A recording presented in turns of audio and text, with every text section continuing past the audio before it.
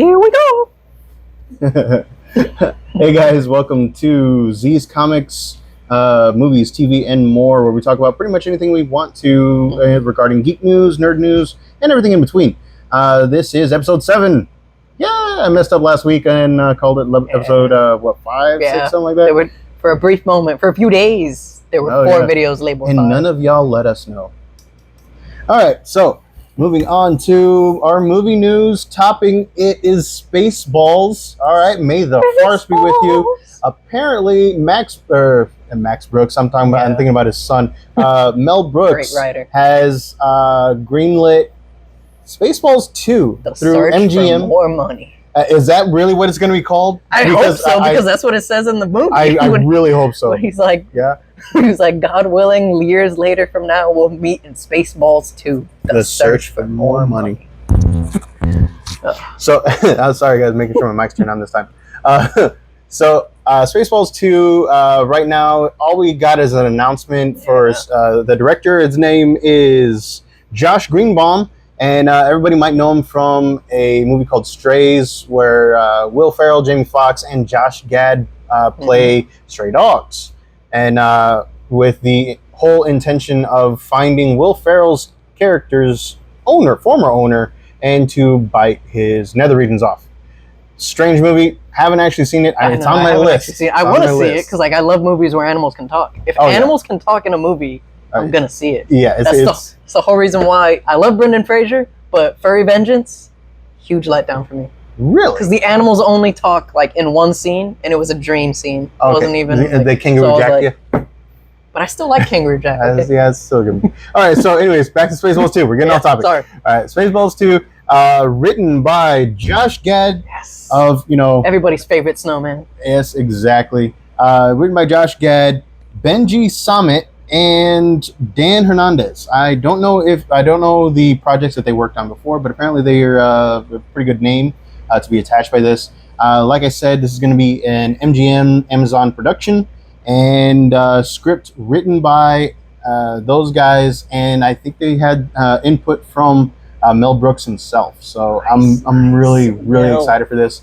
Maybe this is how we're gonna get Rick Moranis back into the movies, because Rick, like Dark Helmet. I know he blew up, but come on, man. It's the farce. And they're alive though. They're alive because remember they're coming out of the nose and that planet. That is they're alive. True, all right? They're alive. All right, so we're gonna find out who Schwartz is definitely bigger this time around.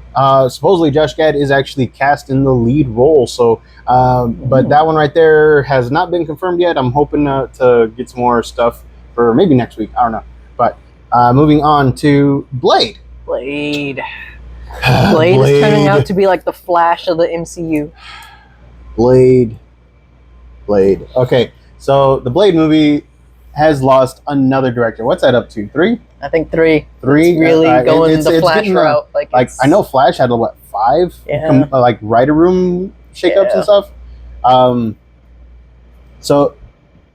Just because of all of the inner turmoil of this movie. Oh, and I want to apologize.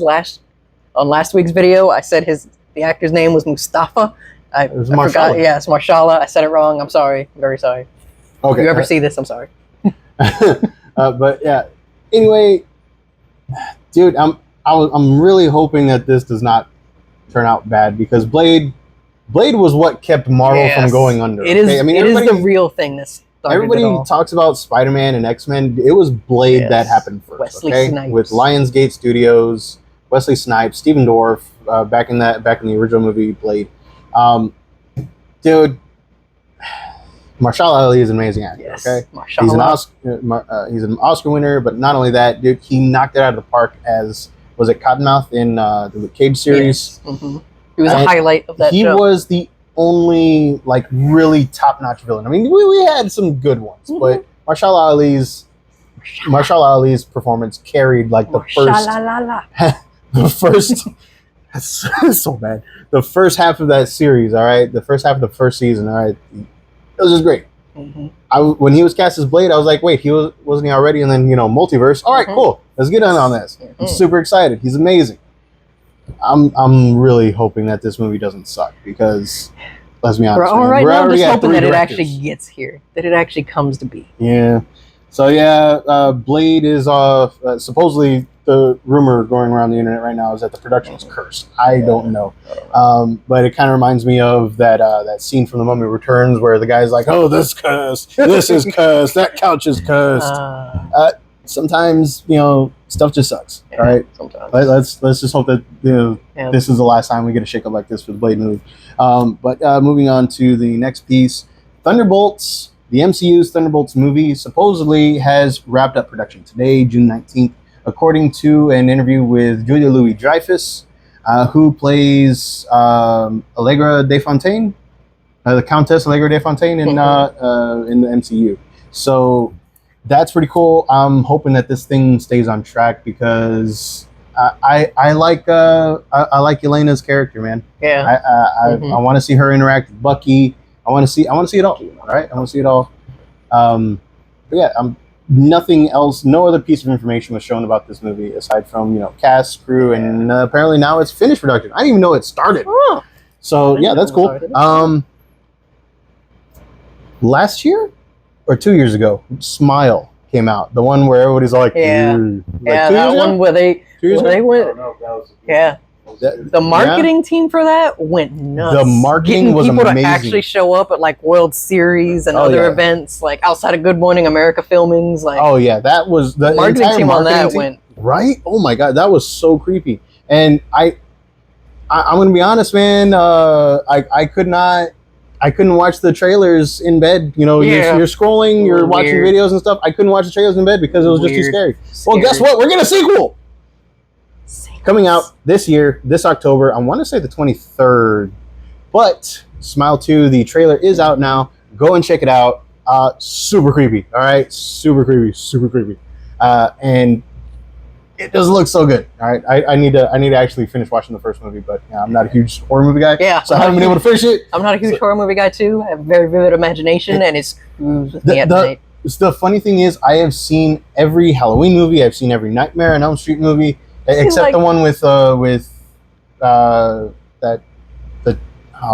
remake. I haven't seen the remake. Oh, the remake of the Nightmare movie? Yeah, I haven't seen the remake. But like I've seen every Halloween movie, Nightmare movie. I know that one's controversial because they like really leaned into Freddy being like weird with kids. Yeah, I know that one. Jackie Earle Haley is always like, I know that he's perfect in every horror movie. He should have been able to do more things. Yeah. And then I've seen Hellraiser. I've seen all these things. I've seen all of the Jason movies and Army of Darkness movies. And I can't finish this damn movie. Smile, it creeps me the heck out, all right? I think we're getting older. I think so. Yeah. We love life too much. Well, speak for yourself. All right. So yeah, Smile 2. Check out the trailer, all right? It's super creepy, like I said. Let me see. Now from the world of DC Universe, Superman, directed by James Gunn or written by James Gunn? He's directing it too, right? I think he's doing both. Superman, the new movie, had a surprise visit to the set recently. Chris Pratt was spotted on the Superman set, and is he going to be an extra? Is he going to be? They're saying it's raining. They're saying it's raining.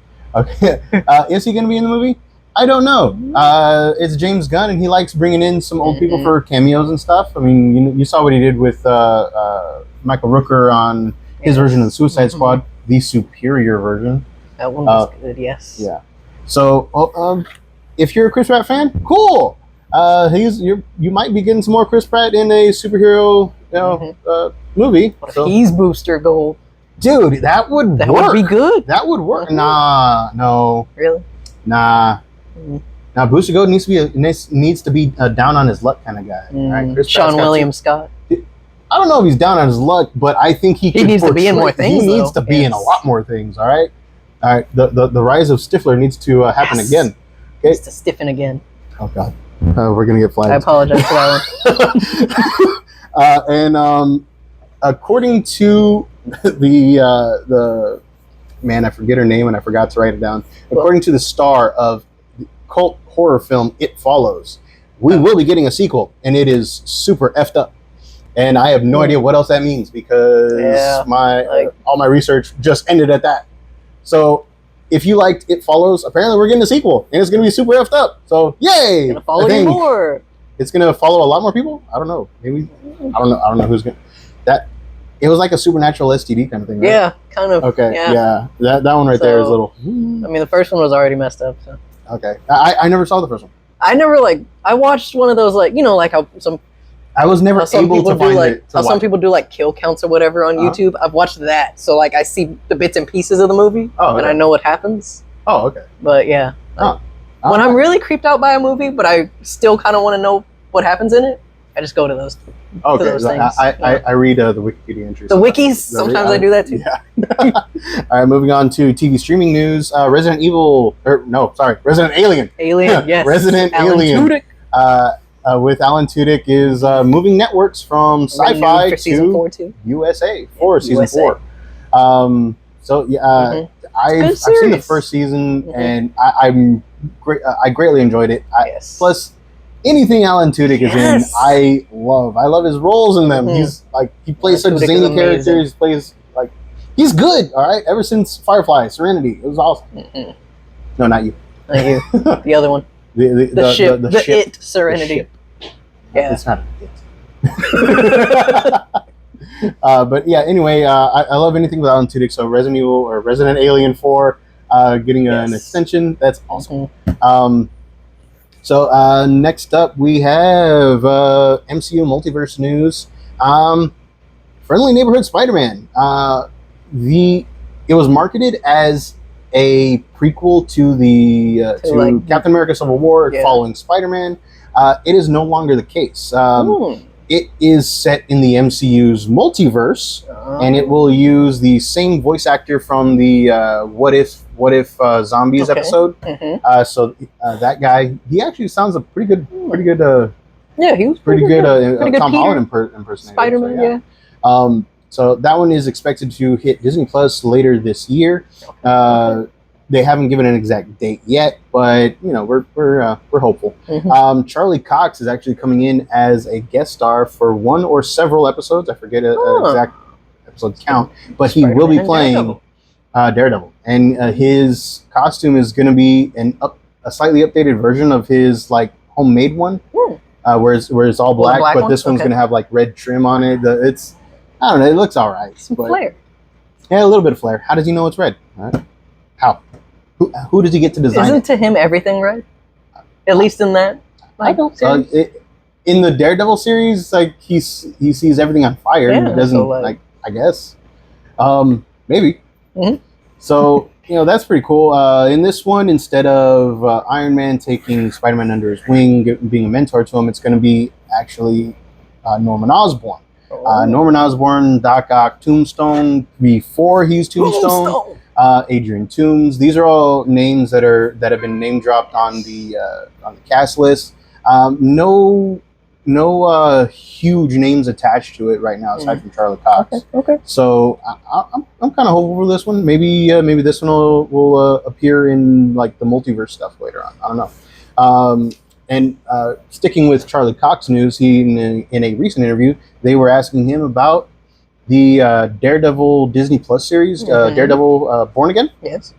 Whether or not it's going to have any of those in the industry, they call them oneers. We know them as the hallway scenes.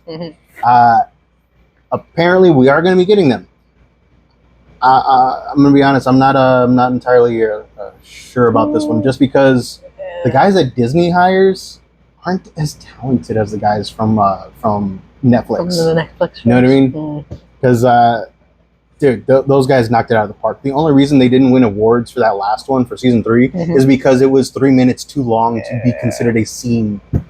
That right there, that one's a travesty. All right, I'm still. I feel like now that I think Disney is just kind of trying a bit too hard sometimes on some of their things. I think, like just let it develop. Yeah, they try to force some stuff, and I'm hoping that this isn't one of them, because dude, those hallway scenes were amazing. Okay. Don't screw this up. Don't screw that up. Don't take away our hallway scenes. Don't be too daredevil-y with it. That one wasn't even a joke. I know. That was bad. I was being real. Oh. So let me see. Next up, Everybody Hates Chris. Did you ever watch that series? I watched a few of it, yeah. Yeah, I've seen a few episodes. I've seen some clips here and there, and it's great. Terry Crews is always great in everything. and the kid that actually plays young Chris Rock. Yeah. That's the guy from he's from on Abbott Elementary, right? Yeah, Abbott Elementary. Now. Okay.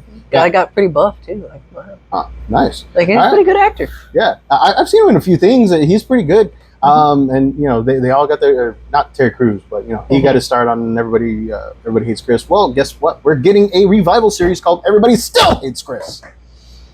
Now, could be true. You think there's gonna be a slap in there? I don't think so. Flash because forward. It's still gonna. I don't think so because it's. It took me a second to get what you were talking about. I'm like, wait, what is he? Okay, no. So this is still taking place in Chris Rock's youth. Okay. Chris Rock is coming back as a narrator. For sure. Terry Crews is coming back as his father. Ah, yes. And I forget her name. I wrote it down. Hang on. Tashina Arnold. Could be his mom again? Yeah. Okay. The main cast supposedly is all coming back to do their voices. And apparently some more of the extended cast is also coming back to voice their characters. So it's animated. It's animated. Sorry, I got ahead of myself. Okay. This is going to be an animated revival from Comedy Central.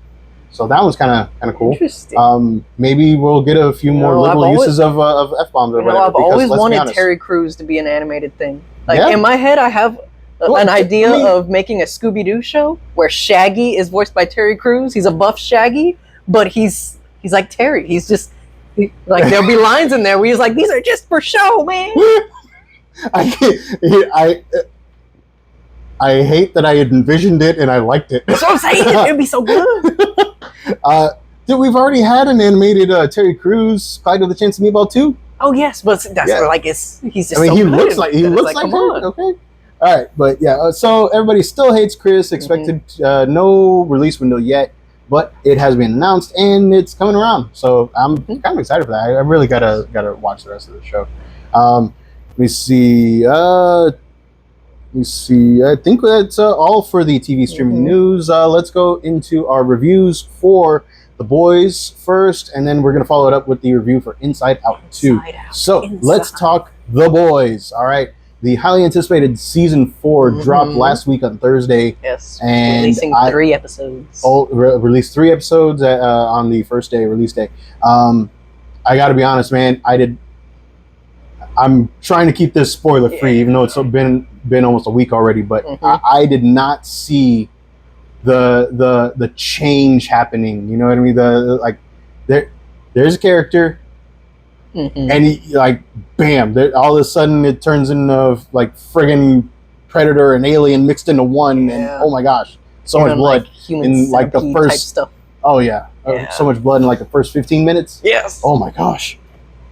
Let me see. In this season, it's been, I think, canonically, it's been 3 years, right? They keep talking about these last few years, so it picks up a few. I don't think it would be the. No, it wouldn't. Because the trial, I think it's just them talking about the events from the past few seasons. Because the trial for Homelander, having done what he did to that citizen at the end of the 3rd season, is going on. Yeah, so we're not going to tell you, how that turns out, but bottom line is, it is not as gross as the opening season for Season 3, so that was kind of cool. All right, the Boys, the show just pushes the envelope every season. This time, it actually kind of eased you into it, gave you a little bit of lube first, and then it just went full throttle, and oh my gosh. So I'm trying to do this without any spoilers. It's very hard. There's a lot of stuff. There's a lot of scheming, a lot of plotting, a lot of little twists and turns. You see this in the solicitations and the previews and everything. Homelander is actually getting to be, having some sort of existential crisis, which started back at the end of Season 1 and culminated in Season 3, letting loose on that citizen. This time around, it's getting worse, and that is part of the solicitations. That's not a spoiler. It's getting worse, and he's trying to build a kingdom for his son, and he's finding limitations to be a bit too much, and his mind is starting to go a little bit more haywire. Okay, let me see. In Season 1, they had the weird milk thing, and then Season 2, they had the weird. We can't say the N word on here. What if we say it in Spanish? What? No, not that N word. I'm talking about the German stuff. Oh, Yeah, okay. so like in season 2, they had the German stuff going on. Season 3, they had just a bunch of random stuff with Homelander's dad, and he's taken mementos from each of those big things to coincide with one of his characters' like psychological developments, and this one is no different. Pretty weird what he collects this season. Yeah. Really weird what he collects this season. You find out that Billy Butcher only has a few months left to live. Apparently, all the Compound V that he took during the previous season 3, is like put him on a clock. Apparently, there's like some sort of parasite in his brain, and it's kicks off a lot of the action, kicks off a lot of his plot development. I gotta say though, man, where this is going, I'm really excited because this is a different way to get to a plot point from the comics, and the comics are just amazingly detailed in the graphic violence department, and this one is starting to shape up to be no different. This one I highly recommend watching The Boys. Sit down, binge it if you haven't already. This one, pretty darn good. Yes. I highly recommend it. Yep. Wait for the kids to go to sleep. Oh yeah, that's what I had to do. I'm not watching the show with my kids awake. All right, moving on to Inside Out 2. Have you had a chance to see it? No, bro. You haven't seen it? Oh my gosh. I might, this mimight be one that I'm gonna have. I don't got kids or anything, so like I might just have to wait for it to hit streaming because like 25-year-old man going into the. Nowadays, some people might find it too weird. I have 2 kids. That's what I'm saying, bro. Like, I'm not lucky like you. Like when Despicable Me comes, I think Despicable Me, I'll be able to get into that one. It's a little bit more. If you feel a little weird about that one, just tag along with us. All right, we're gonna go see that one. Yes. Also, Harold and the Purple Crayon. All right, we're gonna go see that one too. Oh. I don't know what that one is, but okay. It has Zach Levi in it, and it's a kid's book. This dude can make anything with a purple crayon. Anyway, we're getting off topic. Inside Out 2 continues the story of a 13-year-old Riley from the first movie and all of her emotions. Where, as a kid in the first movie, as a child, you're kind of ruled by your emotions. Your emotions kind of just whatever, all over the place. This one is. I'm not going to tell you anything about this movie, like no spoilers, because it is very good. It's a very well done movie. I highly recommend taking your children to go see it. Not only that, but anybody that has like emotional developmental issues. From what I've read about a bunch of studies on the first movie, they actually used that movie for helping people identify emotions and helping them express themselves a little more fully. This one can even go further. I see where it can go further. Basic plot point is Riley's growing up. She's moving on to high school, and turns out her friends are not going to be at the same one with her. And it's the in summer in between, I guess. And she's just having a bit of a freak out. She's having a little bit of a nervous breakdown because her buddies aren't there, aren't going to be there, and this. The events of the movie are like the last chance that she's going to get to actually fully hang out with them in her mind. And her emotions are just going all over the place. And not only are her emotions going wild because of this, her emotions are getting more complex. So they're adding more nuances. There's new emotions called embarrassment, boredom, nostalgia pops up a couple times, which is a little bit too early. And they tell her, hey, you're about 10, 15 years too early, nostalgia. But we all know there's no time limit on that. And anxiety. Anxiety, while not a true villain, is portrayed as an antagonist. He's a nefarious one? No, he's starting some stuff? No. So if you think about anxiety, it's all about what if this happened? It's all negative. Well, it shows that in the movie. And it goes from there. And then it's new emotion, or a new person figuring out how to navigate their own emotions, kind of thing. The new emotions, trying to navigate how to interact with each other, and creating a sense of self, where you are no longer ruled by your emotions, but you control your emotions a little bit. Mm-hmm. And at the end, I think it's a very good ending. It actually teaches you how to help control certain types, or not control, but how to live with certain types of emotions. Very well done movie. I highly recommend taking children to go see it. But yeah, that's Inside Out 2. And before we sign off, I just want to say Transformers is celebrating its 40th anniversary this year. Not the 40th anniversary of the movie, the 40th anniversary of the entire line.